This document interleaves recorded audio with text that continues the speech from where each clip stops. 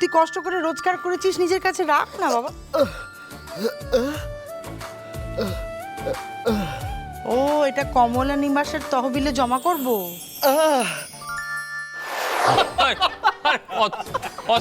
মানে সবাই কিপটে, আমি কিপটে? হ্যাঁ, ফালতু কথা বলবি না একদম। হ্যাঁ, সেই তুমি কিপটে নও। অমাবস্যায় চাঁদ দেখা যায়, সূর্য পশ্চিম দিকে ওঠে, আর বাবা 3 তলা কমলা নিবাস বানিয়ে ফেলে বারান্দায় বসে চায় চুমুক দেয় রোজ সাত সকালে একেবারে, তাই তো? এই একদম ফালতু কথা বলবি না তো, একদম ফালতু কথা বলবি না। শোন, আমি হলাম গিয়ে ওই সাশ্রয়ী, মিতব্যয়ী। আরে বাবা, মাথার ঘাম পায়ে ফেলে রোজগার করি, সেখানে একটু বুঝে শুনে খরচা করবো না?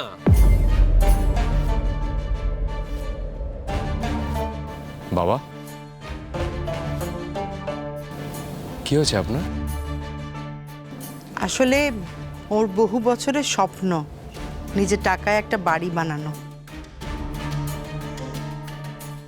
বাড়ির নামটা বাবা মায়ের নামে রাখতে চায়,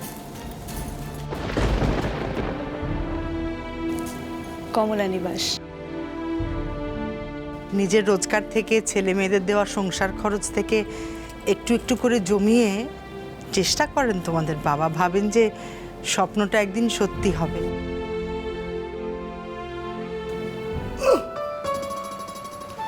কিরে, কিছু বলবি?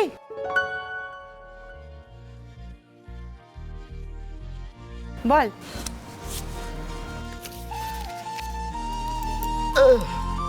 এই আমার কিসের টাকা?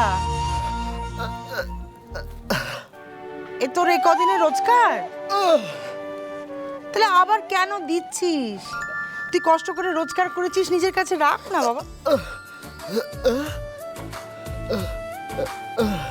ও, এটা কমলা নিবাসের তহবিলে জমা করব।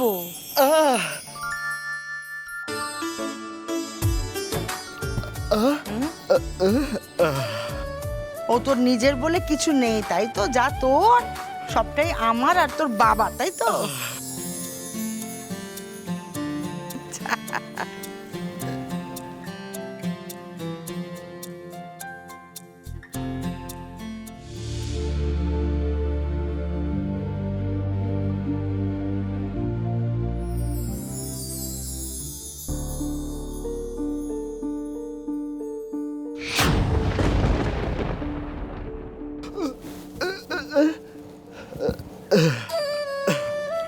এটা আমার অষ্টমঙ্গলের gift.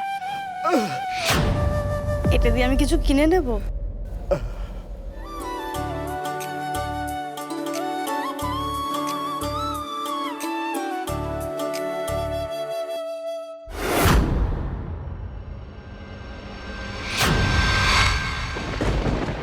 Thank you so much রাজুদা।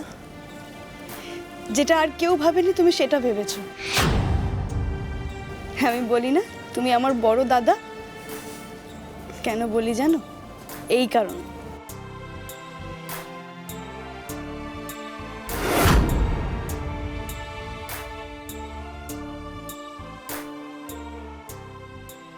বুঝলে সম্রাট, এই রাজু আমাদের বড় ছেলে আর ঝিনুক ছোট মেয়ে।